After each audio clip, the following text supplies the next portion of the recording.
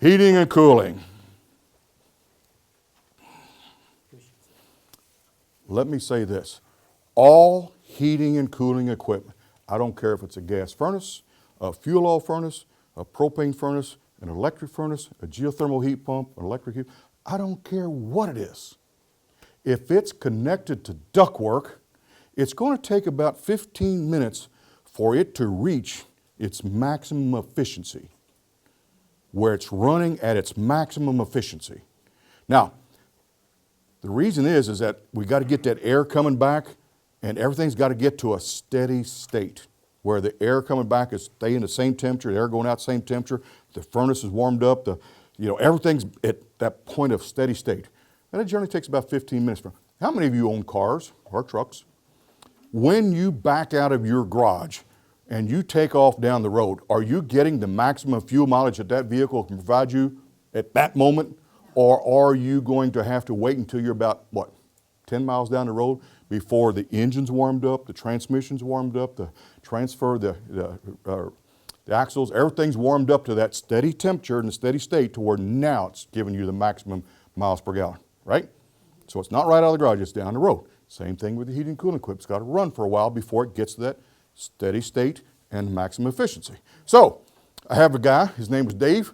He called me up. Well, he came to my seminar. He stayed long enough for effective insulation, effective windows, and effective air sealing. And he left because his babysitter was at home and she had to go to school the next day, so he had to get home so she could go to school.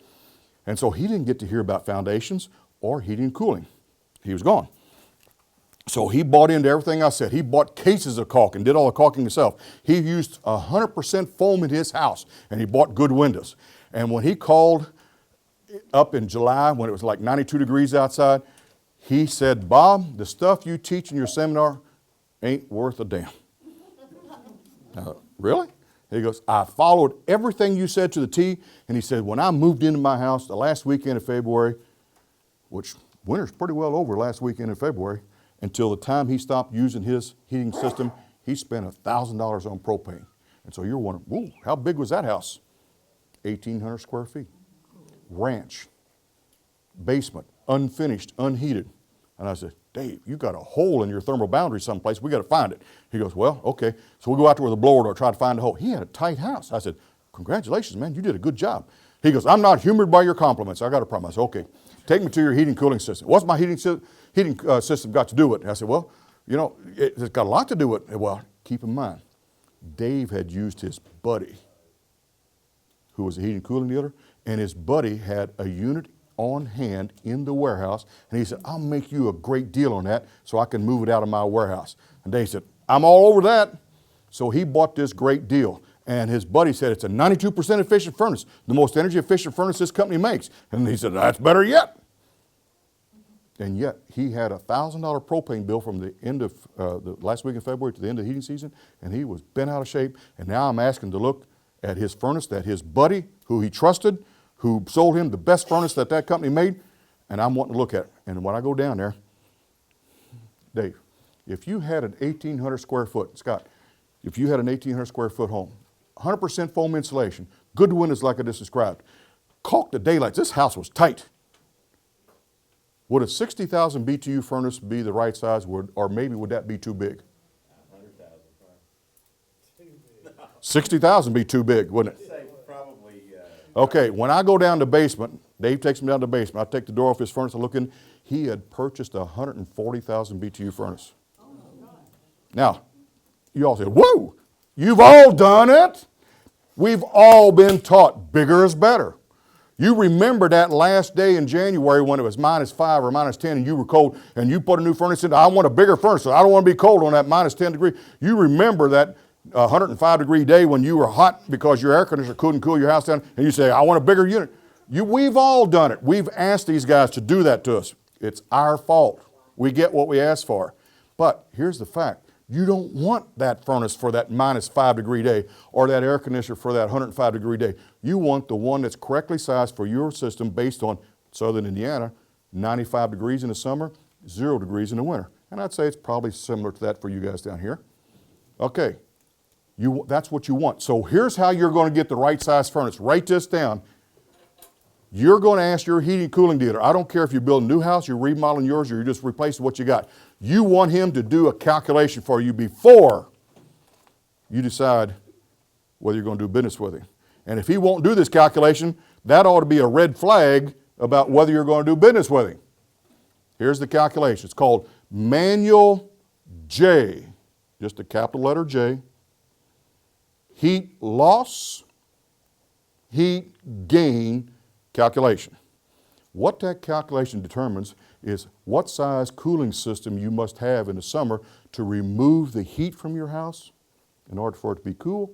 And it determines what size heating system you've got to have in the winter to replace the heat that your house lost for you to be warm. So heat loss, heat gain. Manual J. If your heating and cooling dealer says, hey, I've been in business for 30 years, I've never done that, people know, hey, he's never lived in any home he's ever done. He sells them and he's gone. I'm here to tell you that 90% of the homes out there, maybe more, but I'm willing to say, and I come from the heating and cooling, I'm talking about my brethren, okay? I've been in that industry, I've been there, I know what goes on.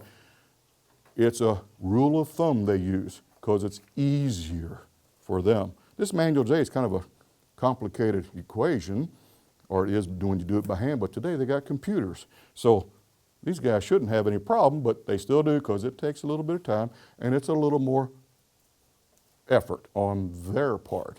But you need it. You need it. Okay, so Dave not believing what I'm saying, because this is his buddy. His buddy wouldn't sell him something that was wrong for his house. And I said, Dave, I understand what you're coming from, but give me 2 days, a day to go back to the office and call the engineer of the company that built your furnace, and the next day to come back and tell you what that engineer said. He said, okay. So I go back, find a company, built his furnace, look it up, call, get a hold of an engineer, and said, sir, here's your customer's house. And I described Dave's house. He goes, oh, nice house. And I go, yeah, I'm thinking that way too. I said, here's the furnace that your heating and cooling dealer installed in Dave's house. And then I told him, he goes, ooh, that's probably a little too big. And I said, well, I've got a question for you then, sir. You're an engineer, a smart guy. We got any engineers in here? You guys are smart. And so this guy's a smart guy. And I said, I got a question for you. What's the efficiency of that furnace after it's been running for 2 minutes? His response was, I don't know. The government don't make us calculate that. And I said, I know that, but you're a smart guy. You know the answer to my question. He goes, well, here's my answer. Tell the customer it's a drastic reduction. I was looking for a percentage. So I'm doing a seminar down to the University of Kentucky for the general public, but in class was a retiring mechanical engineer from the University of Kentucky. And he's building his house to retire in. And so I see him after I told that story. After class over, he came up and he said, Bob, the answer to your question is 38%. So I told Dave. Dave didn't say anything. I knew I'm off the hook, so I left.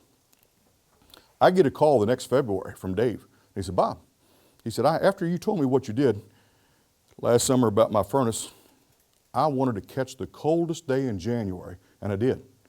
And I went down to the basement with 6 beers and a watch. And I sat down there for 4 hours and timed how long my furnace ran when it came on. And on the coldest day in January, my furnace never ran for more than 2 minutes. Now, if his furnace never ran for more than 2 minutes, what's the efficiency of that furnace in Dave's house? That's the coldest day. What if it's warmer than that coldest day? Dave's furnace is never going to operate any more than this level of efficiency. It's too big. You don't want too big. You want the right size. You want the right size. Sir, come up here. Sir, come up here. Real quick, we got to do this. You all have any one-way streets in Owensboro? On those one-way streets, are the lights all coordinated so that if you go a certain speed, you'll go all the way through town and never hit a red? Yeah, they're supposed to be. Supposed to be? Well, let's go to Louisville then. They are up in Louisville. Okay, we're up in Louisville. You guys are going to race. You're going to drive a car, and I'm going to describe it, and you're going to drive a car, I'm going to describe it, and you're going to drive across town in Louisville on a one-way street where all the lights are calibrated so that if you want to get across town as fast as possible, you want to drive 30 miles an hour.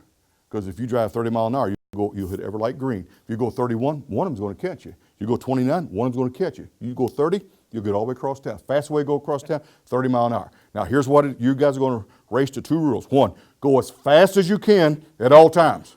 Pedal the metal. Got it? Yeah. That's simple enough. Second rule, a little more complicated. If you come to a red light, you have to stop, turn your engine off, wait for the light to turn green, start your engine back up, and then take off. Again, rule number 1, fast as you can. Kind of like a heating system in your home then, okay? Yeah. All right, now then, sir, I'll come back to you. Your hat caught my attention there. You're going to get one of those high-performance Corvettes off of the Bowling Green assembly line down there. Corvette, what color do you want? Yellow. Yellow, all right. Now, it can hold 2 people. Who do you want to take on this race with you? You've got to take a passenger. Who do you want to take with you? Wife. That's a good choice there, okay. Well, she's not here, but Oh, well, choice. all right, well, we'll let it go at that. All right, remember, your car is a Corvette, aluminum body, or fiberglass body, lightweight.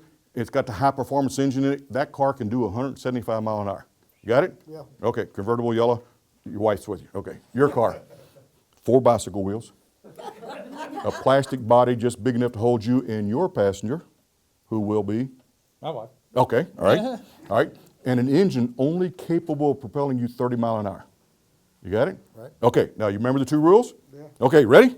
Go. How fast you going to be going before you get to that first stoplight? Come on, we ain't got all night here. 175. Hey, I like that. How fast you going to be going when you get to 30? What color is the light going to be when you get there? Gonna be green. And you're going to, Right on through. what color is the light going to be likely when you get there? Probably red. And you're going to have to Slam on the brakes, turn the motor on. stop, turn the engine off, wait for the light to turn green, start up, take off again, pedal the metal. You got it? You're going to repeat this all the way across town. We're at the end of the town. We're waiting for him to get there. I contend when they get to that last stoplight, he has going to have got the stop, start all down pat, and that car can just literally jump from a dead stop. It can jump. He will catch him going through that last stoplight, and he'll go through the last stoplight together. So if the task at hand is to accomplish getting across the town as fast as possible, who won? The turtle. No, who won? It's a tie. They both did equally as well. Which one used more fuel? Oh, wait a minute. His engine was off most of the time. On the other hand, his engine never stopped. So I ask you again, who used most fuel? Oh, not to be deterred. I agree. All right. His car was designed for a race of 175 miles an hour, not 30. Starting to get the message here? Okay. On the other hand, his car was designed for a race of 30, and the engine ran the whole time, but he used less fuel. Okay, the passenger. The passenger. Now, the only reason why you spend money to heat and cool your house is for comfort. Comfort, okay? Comfort, the passenger, all right? The driver is not here, is he? Okay, for comfort. So which passenger was more comfortable in this race? The one that was window shopping as they went all the way through town? Or the one that's looking at the sky and then looking down and looking at the sky or looking down? Huh? She gets to go back and figure out where all she's been. Okay, thank you guys. So you understand where I'm coming with this? Bigger is not better. You want the right size. That's why number 5 must be number 5 after you've made all the decisions of 1, 2, 3, 4. Now, it doesn't matter the order that you make your decision 1, 2, 3, 4. It's just that number 5 must be number 5 because anything you do here affects the correct size. Let me give you a little tip to use in your home. If the heating and cooling dealer who installed your system actually did the manual J heat loss, heat gain calculation and used 95 degrees for the outside temperature for your cooling system, this summer when the temperature outside got to 95 degrees, your cooling system should have run continuously, never shut off as long as the outside temperature was 95 degrees. And if it did, you should have called up your heating and cooling dealer and not give him the what for because this thing's running all the time. You should have called him up and said, thank you for getting it right. Now, this winter, well, last winter, let's just think about last winter. When the temperature got down to 0, if your furnace ran continuously When it was 0, then the same thing. You should have called him up and said, thank you for getting it right. Okay? Because there's a real science to this. Now, real quick, we've got a few minutes here. Real quick, house number 1, 78 degrees, 40% relative humidity. House number 2, 72 degrees, 60%. Carrier did this research, and if you were to follow me from this room into house number 1 and into house number 2, and you don't know nothing about the humidity and temperature, and we come back here and sit down, and I ask you which of those houses, or excuse me, what was the temperature in those 2 houses, you would all say the same. Our body's cooled by evaporation. So the higher the humidity, the colder the temperature's got to be for us to be comfortable. The lower the humidity, the faster the evaporation, the higher the temperature can be, and you'll be comfortable. So these 2 houses will feel exactly the same. But which one do you want to pay the air conditioning bill for? One that's got to be cooled all the way down to 72, or the one that only has to be cooled down to 78? Okay, house number 1. Which one do you want to pay the heating bill for? The one that only has to be heated up to 72, or the one that has to be heated up to 78? Wait, are you all going to have 2 homes from now on? A summer home, a winter home? Some people do. Okay, but hey, how about if we can put these things together and say, I just want one home and I want the benefit of both situations here. Well, in order to get that, you must start thinking about controlling humidity. We've always controlled temperature and just let humidity be what it is. But if you will start to control humidity, you'll be amazed at how comfortable you can. If you don't control humidity in your home, you don't know how comfortable you can be. Rosemary no longer opens our windows because she destroyed our humidity the one day that she did. And so for 9 years, 11 months, and 364 days, our windows have never been open. She's only done it one day. Okay? It's amazing. Now, having said that, understand that you've got to get the right system. It's got to be correctly sized, and that decision's got to be made after you do 1, 2, 3, 4.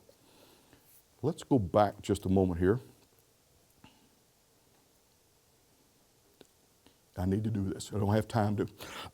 Heating and cooling, you've got a sheet here that if you want to compare the cost of heating and cooling systems, how do you compare electric to natural gas when you got kilowatt hours of electricity and you got therms of natural gas and you got gallons of propane? Well, this allows you to get a common denominator, which is 1,000,000 BTU. So that there is for you to calculate what the cost of heating and cooling systems will be in your home at the energy cost that you have to pay.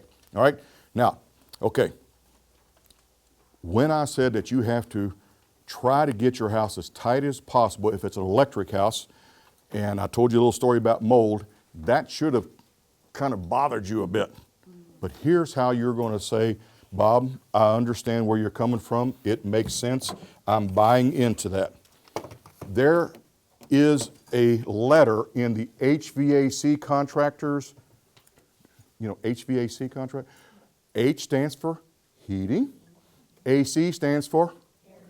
What's the V stand for? Ventilation. Now, in the commercial industry, ventilation's a big deal. Commercial buildings have always had heating and cooling contractors or mechanical contractors to effectively work with ventilation because they build up fumes and exhaust and everything in these commercial, so they got to have it. So heating and cooling contractors do that in commercial buildings, but somebody else did all the calculations. They just tell them what equipment to put in. But in homes where we've not asked them to ventilate our houses, now if you've got a really tight house, you need ventilation. We need mechanical ventilation. You don't want leaks. Leaks are uncontrolled ventilation. You want to control how much ventilation you got. And here's the nuts and bolts about it. You only want as much ventilation as is needed. This appliance right here is called a heat recovery ventilator. As you bring in outside hot air in the summer and you're exhausting some air conditioning, cool air, just so you can get some fresh air, well, guess what? This thing will suck that heat out of that outside air and dump it into the exhaust air, so that now you've got cool, fresh air coming into your home. I'm going to put a slide up here so it can operate, so you can see kind of how this works while I'm leaning on and the, okay, outside fresh, well, wintertime scenario, outside fresh air, and then you got inside stale. And the airs go through this thing, stale air coming down this way, fresh air coming in this way. They don't mix. They don't mix. There's a little divider in here that keeps the air separated, but that divider is made out of material that lets the heat go through it. And what does heat do when given the opportunity? It goes to cold. So if we've got hot air going on one side of that divider, cold air going on the other side, what does the heat do? Goes from the hot to the cold. So we capture, if you will, the cooling savings in the summertime or the heat that we already bought in the wintertime and dump 80% of it back into the fresh air coming in. This thing will operate about 80% efficiency. Now, if you talk to your heating cooling engineer and say, hey, I want one of those they call it HRV, heating recovery ventilator, right, heating recovery ventilator, HRV. All right, I want one of those things. He's going to say, what size house you got? No, he's not going to say what size house. He said, okay, I got one of those, but let's say you got a 1,000 square foot home. He's going to say, sure, I got one of those things. Here it is. And some of you may say, well, I've got a 5,000 square foot home. He said, no problem, I've got one for you. Right here it is. Some of you may say, I got a 2,500 square foot home. He said, oh, no problem, I got it right here. I've been going through a whole lot of effort here to tell you that you've got to correctly size your heating and cooling system. And then along comes the industry and they got one size fits all. And then comes along the ASHRAE, American Society of Heating, Recovery, Ventilation, or Air Conditioning Engineers. Okay? And ASHRAE is nothing but engineers, and they do all these calculations. They say the average home must have 0.35 air changes of fresh air every hour constant. Do you all have kids? Do you all have grandkids? What's one of the most common things we as adults tell kids? Close that door. Well, when that door is open, you're getting some ventilation. All right? Do you all have clothes dryers? Yes. When you use a clothes dryer, what happens to the air that's in your home? Gets sucked through that thing, picks up that moisture, and gets dumped outside. Have you ever been outside and felt that warm, humid air on it? That's the air that was in your house. So when you dry your clothes, you're getting some ventilation. What about bathroom exhaust fans, hood range fans, whole house vacuum cleaners? Heaven forbid you got a fireplace, but if you had a fireplace, what's it doing? It's sucking heat out of your air too, or out of your home too. These are all ventilation strategies in your home, okay? So when they say 0.35 air change per hour, they're just giving you what you have to maintain a healthy environment in your home, okay? Sir, you look like you're the kind of guy who enjoys pro football. You like pro football? Oh, my bad. You like pro football? Okay, that New York Yankees are, okay. Pro football. Is this your wife? Yes, She's a sweetie. I know. And she says, Watch out. honey, she goes, Super Bowl Sunday this year, invite 7 of your buddies over to our house and I'll fix your refreshments and serve you drinks and I'll take care of you and your buddies. And you say,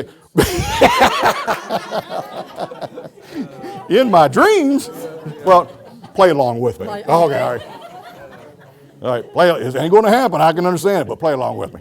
Okay. 48 years. So you say, okay, all right, so you invite 7 of your buddies over, and the Super Bowl is what, a 4-hour game? And there's an hour pregame, and there's an hour, so they're going to be there at your house about 6 hours. And during that time, she serves you guys bean dip and chips and warm beer. At the end of that Super Bowl event, they're drunk, okay, but what's the air quality in your home? Bathroom's been busy. How much fresh air does your home need? A lot. Now, Monday after Super Bowl, you're so happy, you had so much fun. Everything. Hey, honey, get dressed. I'm going to take you out to eat tonight. So you're gone. Nobody in your home, no cooking's being done, right? How much fresh air does your home need on Monday after Super Bowl? Same as it did before. Wow, what else you got going on in your home besides you eating bean dip and chips? I don't think so. I think it's when you're gone and there's no cooking going on, you don't need as much fresh air. So my point is this, our lifestyles determine how much fresh air we need. It's going to go up and down based on what we do in our homes. So when ASHRAE comes along and says we need 0.35 air change per hour, and the heating and cooling industry provides you with one appliance here, and they say, and the heating and cooling industry say, well, I've got to program this thing. In our area, heating and cooling dealers are setting these things up, and it's a great appliance to have. It's going to freshen your house up, make your house healthy and safe. Remember that, and safe. Okay?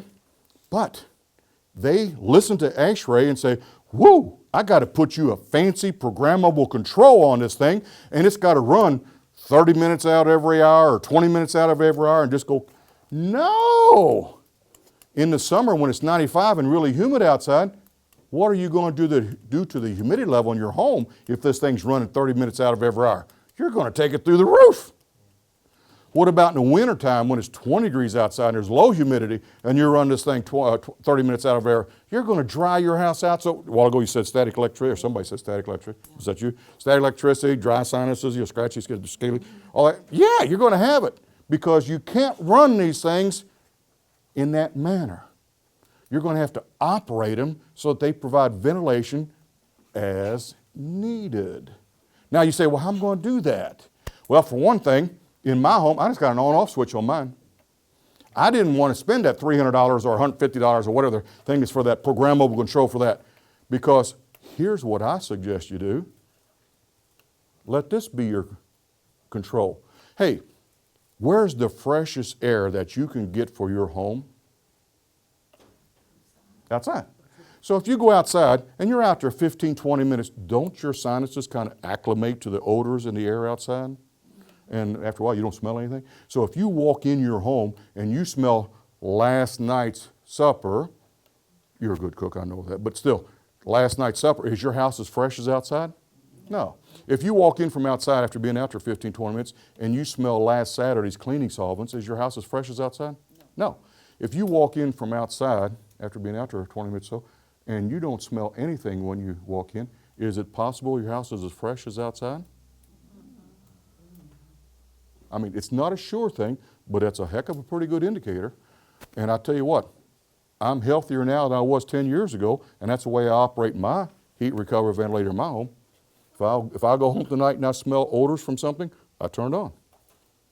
Now, I can tell you this, that I have, because I've just got an on-off switch, I have forgotten and left that rascal on all night. And from one night to the next morning, when I said, oh, I left that heat recovery, it'll increase the humidity in my house 5 percentage points just overnight. So don't run those things continuously or at some kind of predetermined rate. Run them as needed. Now, if you can figure out a better way than letting this be the indicator, fine. But don't run them continuously because you got a 1,000 square foot home, that's what you get. You got 5,000, that's what you get. You got it? Okay, I'm already past. I apologize for the 10 minutes I've used there, but that's an important part of if you follow the idea of making your house airtight, you've got to ventilate it, and you've got to ventilate it right. So, okay?